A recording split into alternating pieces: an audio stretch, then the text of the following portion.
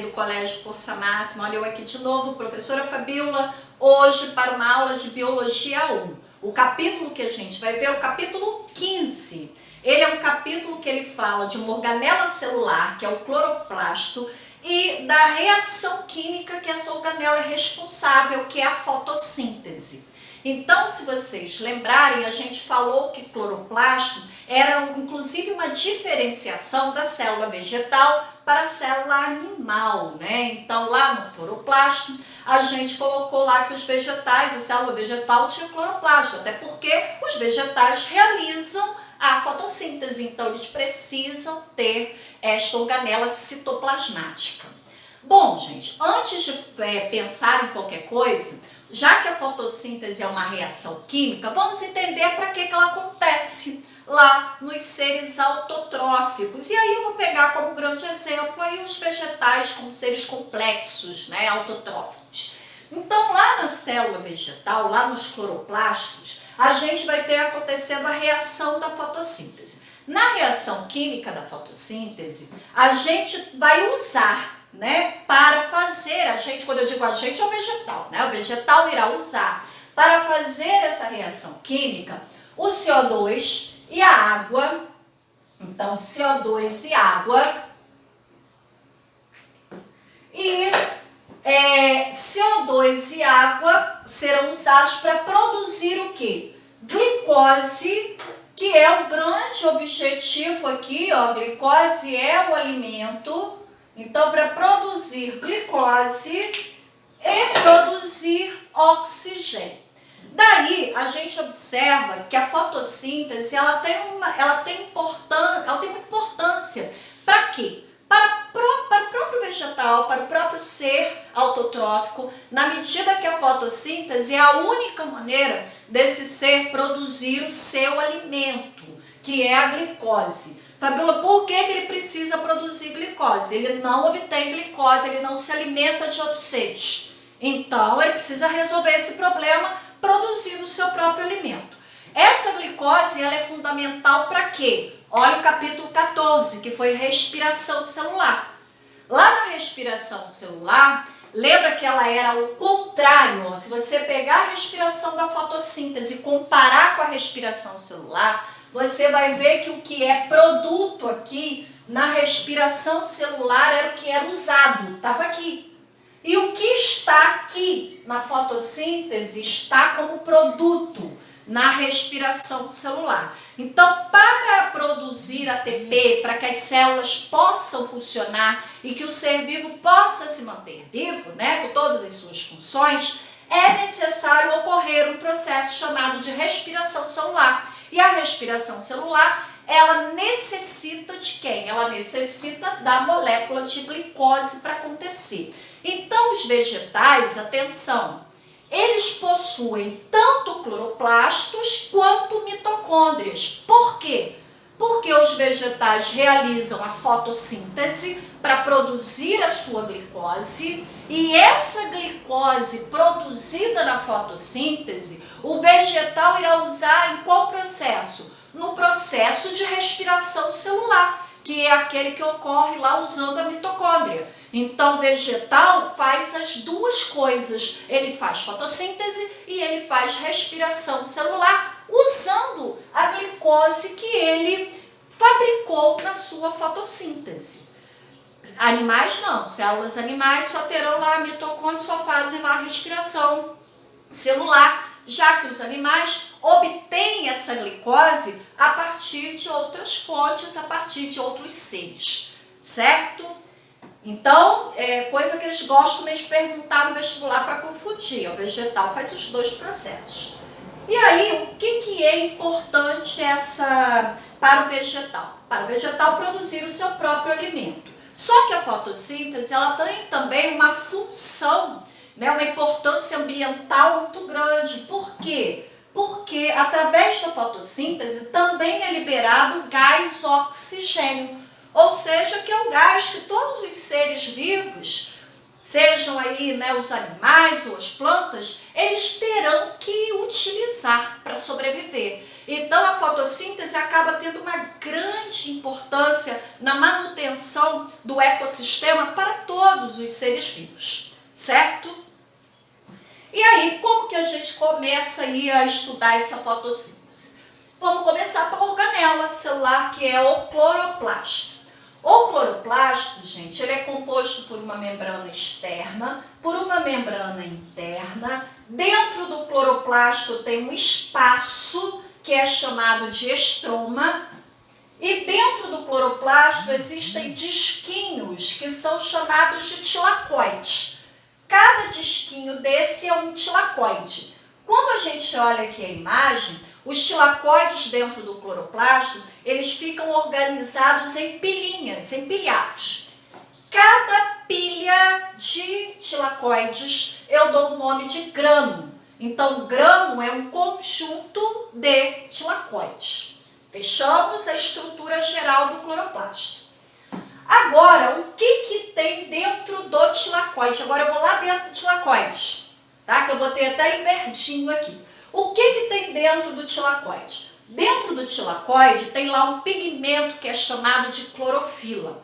A clorofila ela vai ser fundamental para conseguir captar a luz, para que ela seja transformada em energia luminosa, que é um processo fundamental. Essa energia luminosa ela é fundamental para que o processo de fotossíntese aconteça. Então, quem vai permitir essa captação da luz será o pigmento chamado de clorofila, que está dentro dos tilacoides. A clorofila ela é composta por uma cadeia fechada de carbono e nitrogênio.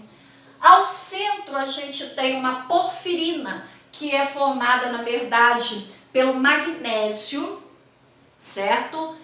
E aí, por isso que quando você estudou lá os sais minerais, lá numa das funções do magnésio para os seres vivos em geral, era uma função relativa à fotossíntese. Estava lá, magnésio, importância para a fotossíntese. E isso é importante ali na célula vegetal, porque o magnésio faz parte da formação da clorofila. E existe uma cadeia aberta de carbono que é chamada de fitol. Então aqui está a estrutura básica da clorofila e aqui você vai guardar que a importância dela é na captação da energia luminosa, que é fundamental para que ocorra a reação química da fotossíntese, que é a que a gente vai agora. Vamos tentar descomplicar essa reação aqui. Primeira coisa que eu quero que você entenda, que a fotossíntese ela acontece, primeiro ela é um conjunto de reações químicas e ela acontece em duas fases. Lembre-se que a respiração celular acontecia em 3 fases. Aqui não, fotossíntese 2 fases apenas. Uma fase que é chamada de fase clara ou fase fotoquímica, por isso a palavra foto, porque vai usar a luz. Então o próprio nome fase clara ou fotoquímica, dá a ideia que a luz efetivamente, ela será usada aqui, ó, na fase clara. E existe a fase escura, onde a gente não irá usar, são reações químicas que acontecem não com o uso direto da luz. Por que eu estou frisando essa história com o uso direto? A fase escura também é chamada de fase química, sai a palavra foto, ou ciclo de Calvin. Então ela tem 3 nomes, fase escura, fase química ou ciclo de Calvin. São 3 nomes. Só que agora, gente, atenção, porque lá no vestibular eles gostam de uma pegadinha que eu não quero que você caia.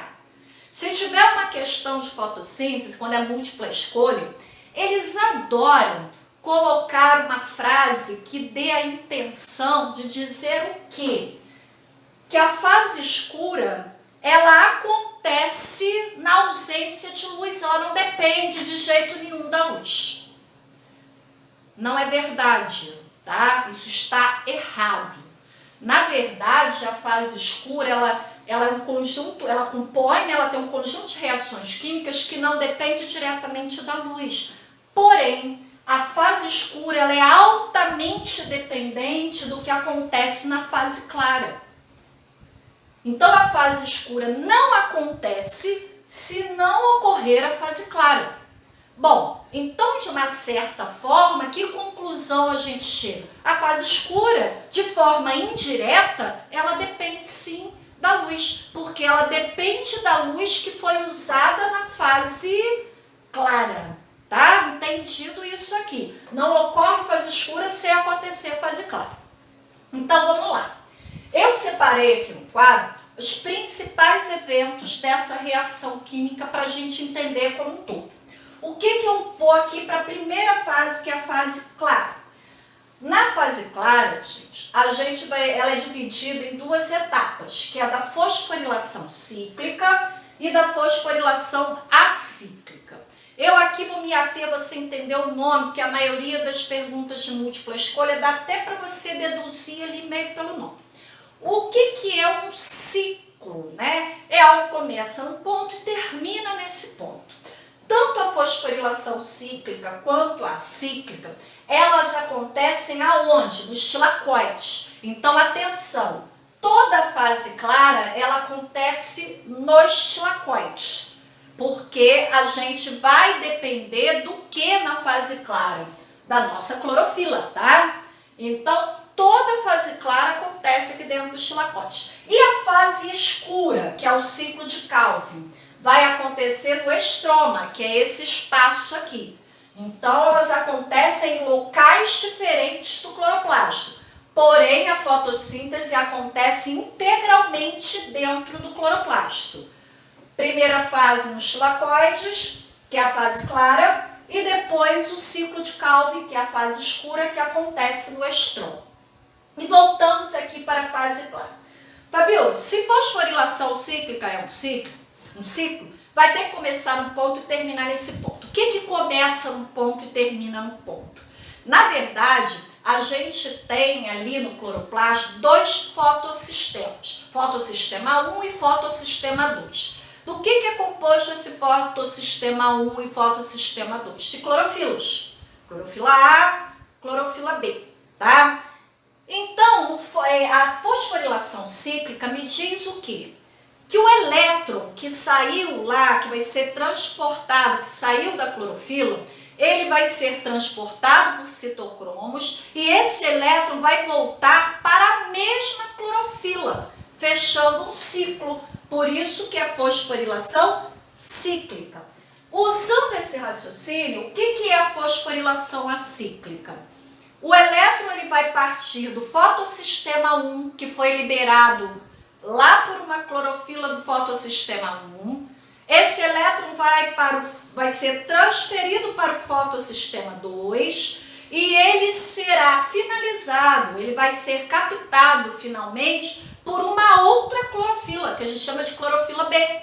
Então, na fosforilação acíclica, o elétron sai de um fotossistema gerado por uma clorofila e termina na clorofila de outro fotossistema, ou seja, ele começa numa clorofila e termina em outra, então não fecha o ciclo. Por isso que é fosforilação acíclica. Então, na fosforilação cíclica, eu vou usar o único fotossistema. Na fosforilação acíclica, a gente usa os dois fotossistemas. Entendido isso? Quando eu falei para vocês que a gente vai transportar elétron, os transportes de elétrons também será feito por uma enzima, que a gente chama de citocromo. A gente ouviu dela lá na respiração celular. E o que fazia quando o elétron era transportado? Gerava ATP. Aqui também vai acontecer isso, tá? Então, tanto na fosforilação cíclica quanto a cíclica, que é na fase clara, haverá produção de ATP. Então, sim, a fotossíntese produz ATP. Só que ela produz ATP para ela usar. Por isso que quando eu vou para a reação química da fotossíntese, aqui no saldo, no produto, não aparece ATP. Porque o ATP produzido durante a fotossíntese, que é produzido especificamente na fase clara, esse ATP será completamente utilizado, não gerando saldo nenhum no final, certo? E para onde que vai esse ATP que foi gerado aqui na fase clara pelo transporte de elétrons tanto na fosforilação cíclica quanto acíclica. Olha a minha setinha vermelha. Esse ATP gerado na fase clara, ele será usado, levado para a fase escura. Então, as reações químicas do ciclo de Calvin dependerão da energia gerada aqui pelas moléculas de ATP. Então, esse ATP gerado na fase clara será todo utilizado para que ocorra o ciclo de Calvin. Além de gerar ATP, essa primeira fase aqui, que é a fase clara, também vai gerar os nossos aceptores de elétrons. Então, que vai gerar aqui o NADPH2, pegando ali o hidrogênio. Por quê? Esse hidrogênio aqui, o do NADPH2, olha o hidrogênio aqui, ele também será usado para a realização de reações químicas do ciclo de Calvin, certo? Então, o ciclo de Calvin, ele depende do que foi produzido na fase clara. O que, Fabiola? O NADPH2 com seus hidrogênios aqui e da energia do ATP. Sem isso aqui, essa fase aqui não acontece, tá? Voltando para a fase clara, é fundamental a gente analisar uma reação química específica dessa fase, que eles perguntam no vestibular. É na fase clara que vai acontecer a liberação de oxigênio. Fabiola, como acontece a liberação de oxigênio? Será usada a água que tem ali na célula, certo? Essa água será quebrada, tanto que a gente... Quebrada por quem? Pela energia luminosa. Então, o nome da reação química, olha a luz aqui, entrando. A luz, ela vai quebrar as moléculas de água, separando quem? Os hidrogênios do oxigênio. Esses hidrogênios aqui serão importantíssimos aí como doadores de elétron, inclusive aqui na formação do nosso NADH2. O que eu vou liberar como resíduo dessa fotólise da água? Cada duas moléculas de água, uma molécula de água tem 1 O2, um oxigênio só, né? Um átomo de oxigênio. Se a cada duas moléculas de água quebradas, serão liberadas 2 moléculas de oxigênio, formando o O2, que será liberado para o meio ambiente. Então, atenção, vamos voltar para a fórmula? Aqui da minha fórmula, a água é usada para produzir o O2. Então, o O2 que está aqui, final, que foi para o meio ambiente, ele veio a partir da reação química da primeira fase, que é a fase clara, chamada de fotólise da água.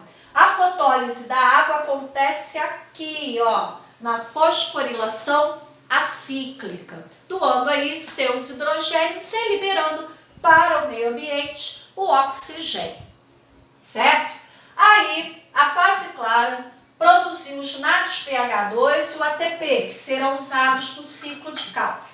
A segunda fase, que é a fase escura, que não depende diretamente da luz, mas depende indiretamente, já que ela não ocorre sem esta fase, é onde eu terei a formação da glicose, que é o alimento. Lembrando que glicose tem quantos carbonos? 6. Cada molécula de CO2 só tem um carbono. Então, o CO2 que eu uso aqui, eu não vou usar CO2, esse CO2 aqui foi usado para quê? Para eu pegar o carbono dele, Esse carbono do CO2 vai gerar quem? A glicose. Glicose é C6H12O6. Então, para fazer uma única molécula de glicose que tem 6 carbonos, eu precisarei usar 6 moléculas de CO2. Então, lá no ciclo de Calvin, o CO2 que está aqui no estroma, que foi captado de onde? Do meio ambiente, do ar atmosférico, vegetal tem a capacidade de fazer isso. Então, esse CO2 vai passar por uma série de reações químicas, onde serão usados os hidrogênios do NADPH2, a energia do ATP, para que no final desse processo a gente tenha conseguido aí, né, a célula autotrófica, quer dizer, a célula ali desse vegetal tenha conseguido produzir a glicose, que tem 6 carbonos. Entendido aí? Então a glicose, ó, vem do CO2. Já o O2 veio da onde? Da quebra da água, lá na primeira etapa. O CO2 vai participar de qual etapa? Da fase escura, para produzir o quê? Glicose. Glicose, isso eu te gosto de perguntar aí. Glicose é produzida na fase escura, oxigênio é produzido na fase clara. Certo, gente? Amigos, é isso. Espero ter conseguido aí dar uma descomplicadinha nesse negócio chamado aí de fotossíntese, tá? Só para completar, eu acho interessante, né, que essa glicose produzida aí, principalmente nos vegetais, esse açúcar, ele fica armazenado em algumas partes da planta. Vou procurar aí juntar matérias, né? Então, quando você estuda lá os vegetais, você vai observar que a glicose, onde tem maior percentual de glicose no vegetal? Na raiz, nas sementes. Então, são áreas da planta que armazenam essa glicose que ela produziu. Por isso que quando a gente come alimentos, por exemplo, a base que são raízes, um aipim, né, um inhame, uma batata doce, elas são partes da planta bem calóricas, porque elas têm uma alta concentração de glicose, porque é lá que o vegetal armazena em grande parte a sua glicose. Arroz também é calórico, né, que é um grão, que também é um local de armazenamento. Então vamos para o seguinte, agora pensar em fatores que interfiram aqui nessa fotossíntese, e aí eu acho que vai ficar bem fácil. Vamos continuar então na nossa matéria, agora vemos fatores que interferem na fotossíntese. Gente, é muito facinho porque tem muita lógica, então vamos lá que eu vou te mostrar. O primeiro fator que vai interferir, que a gente vai ver na fotossíntese, é a luz. E é muito coerente, se a fotossíntese ela depende da luz para que as reações aconteçam, é óbvio que o gráfico vai se comportar de qual maneira? Quanto maior a intensidade de luz, olha a luz aqui, conforme a intensidade de luz vai aumentando, a taxa de fotossíntese vai aumentando. Óbvio que eu terei um ponto de saturação, então não é A de infinito, existe uma taxa máxima a partir da qual a reação não aumenta a sua velocidade. Mas o raciocínio é, quanto maior a taxa de luz, maior a velocidade das reações de fotossíntese, maior a taxa de fotossíntese. Uma outra ideia é para a temperatura. Para a temperatura, a gente vai ter que resgatar uma matéria que a gente viu lá no capítulo sobre proteínas, que são as enzimas. Enzimas eram proteínas que catalisavam reações químicas. A fotossíntese é uma reação química. Se ela é uma reação química, é óbvio que ela tem uma série de enzimas que participam desse conjunto de reações químicas. E como toda enzima, qual é a característica? Enzimas possuem uma temperatura ótima para que elas atuem. Então, o nosso gráfico de temperatura em relação à fotossíntese vai se comportar de forma muito similar ao gráfico de temperatura com a taxa de atividade da enzima. Seria como? Você vai ter um pico do gráfico que a gente vai chamar de temperatura ideal. Essa temperatura, né, ideal, ela será a temperatura onde eu terei a maior taxa de fotossíntese. Acima desta temperatura, a taxa de fotossíntese cai e abaixo dessa temperatura a taxa de fotossíntese também cai. Por que existe uma temperatura ótima? O vestibular gosta disso. Porque a fotossíntese depende de uma série de enzimas. E na realidade, essa temperatura ótima para a taxa de fotossíntese se refere à temperatura ótima para as enzimas que atuam aqui nas reações químicas da fotossíntese. Gente, aí vamos para o CO2, que também é um fator que vai interferir, já que o CO2, a gente vai usar ele para poder fazer a reação de fotossíntese, inclusive produzindo ali a glicose. O raciocínio será semelhante ao da luz. Se eu uso o CO2 para realizar a fotossíntese, quanto maior a concentração de CO2, maior será a taxa de fotossíntese. Óbvio, chegando ao nosso ponto aqui, que tem sempre o ponto de saturação para essa reação. Mas a ideia inicial é quanto maior a taxa de CO2, maior a velocidade de fotossíntese. Falando em CO2, eu terei que falar de um assunto, atenção, para quem vai fazer o ERG, tá? Quem vai fazer área biomédica na UERJ, biológica, biomédica, e vai fazer a parte aí específica, a UERJ, ela ama de paixão perguntar sobre um negócio que tem a ver com isso aqui, que são das plantas de metabolismo CAM, tá? O que é isso, gente? Existem algumas plantas, que são essas do metabolismo CAM, que elas vão se comportar de uma forma diferenciada para fazer a fotossíntese. Por quê? Porque as plantas, elas têm lá na sua estrutura, quem estudou histologia vegetal, o tal do estômato. O estômato é capaz de se abrir e se fechar. Quando o estômato está aberto, a planta é possível que ela trocar os gases, no caso, pegar o CO2 para armazenar lá no estroma e liberar oxigênio para o meio ambiente. Também com o estômago aberto, ela vai perder água, certo? E as plantas com metabolismo CAM, elas são plantas que vivem em ambientes áridos, quer dizer, com pouca disponibilidade de água e com altíssimas temperaturas. Qual o desafio dessas plantas? É poupar água, evitar a perda excessiva de água.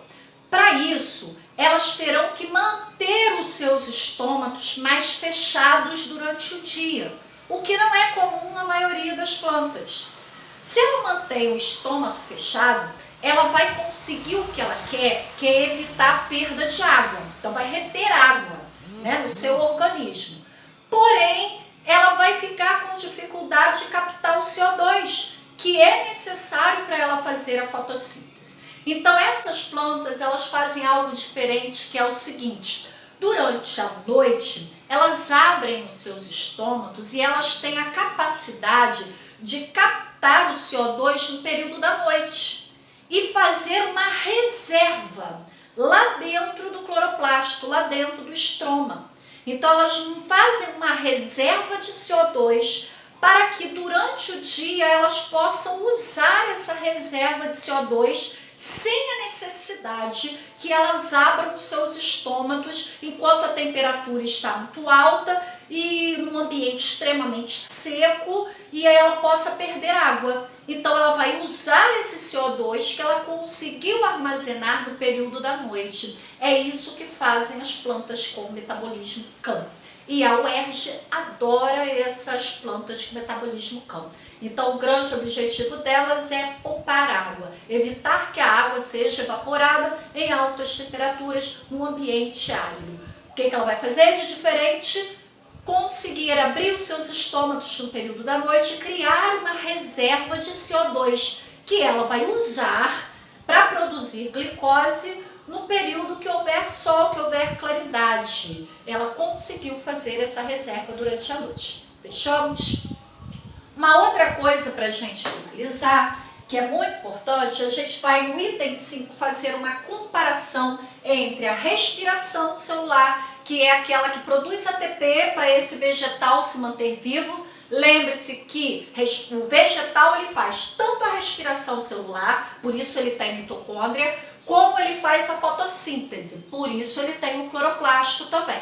Então, o vegetal, ele faz as duas coisas, respiração celular e fotossíntese. E a gente vai ver agora uma comparação no vegetal entre a taxa de respiração celular e a sua taxa de fotossíntese. Então, a gente separa em 3 momentos, tá? Aqui, nessa ordenada, eu tenho a velocidade da reação. Qual reação? Meu gráfico mostra duas. As reações químicas da respiração celular e as reações químicas da fotossíntese. E aqui embaixo a gente tem a variação da luminosidade. Olhando aqui o gráfico, em azul, que é uma reta, eu tenho a taxa de respiração celular. É muito coerente ser uma reta, por quê? Respiração celular não vai alterar de acordo com a luminosidade. A planta faz respiração celular tanto durante o dia quanto durante a noite. E a taxa de respiração celular, para ocorrer, não depende da luz. A gente viu isso no capítulo 14. No capítulo 14 eu não falei de luz para falar de reação química da respiração celular. Então, a respiração celular independe da luz. Por isso que ela se mantém uma reta. Porém, a fotossíntese, ela depende da taxa de luminosidade. E aí ela vai obedecer isso aqui, ó, igual esse gráfico de cima. A linha verde está mostrando que a taxa de fotossíntese aumenta conforme aumenta a taxa de luminosidade. E aí o que eu vou ter nesse organismo aqui que realiza as duas reações ao mesmo tempo? Eu terei 3 momentos, que a gente vai chamar de 1, 2 e 3. No período 1, o que aconteceu? A taxa de fotossíntese está inferior, ela está abaixo da respiração celular, certo? Esse período seria o quê? Um período de baixa luz. Então, seria um período onde a luminosidade está muito baixa ou até ausente. Então, a taxa de fotossíntese cai bastante e a respiração celular vai estar muito maior do que ela. Terei um ponto aqui em vermelho em que a taxa de fotossíntese fica igual, que é nosso ponto de compensação, que é a etapa 2. O que acontece no ponto de compensação? A velocidade de reação de fotossíntese está idêntica à velocidade da respiração celular. Depois, na faixa 3 aqui, na fase 3, a gente terá o quê? Após o ponto vermelho, que é o ponto de compensação, a taxa de fotossíntese ela está superior à taxa de respiração celular. Esse período aqui é um período de maior incidência do que? De luz, já que a respiração celular depende, a fotossíntese depende da luminosidade. Então é natural que ela vá estar maior naquele período em que eu tenho maior taxa de iluminação, que é o período aí do dia. Certo, gente? Então, fechamos aqui os nossos fatores, né, que vão alterar a fotossíntese e fizemos essa comparação entre as velocidades. Um abração para vocês, continuamos aí o nosso estudo.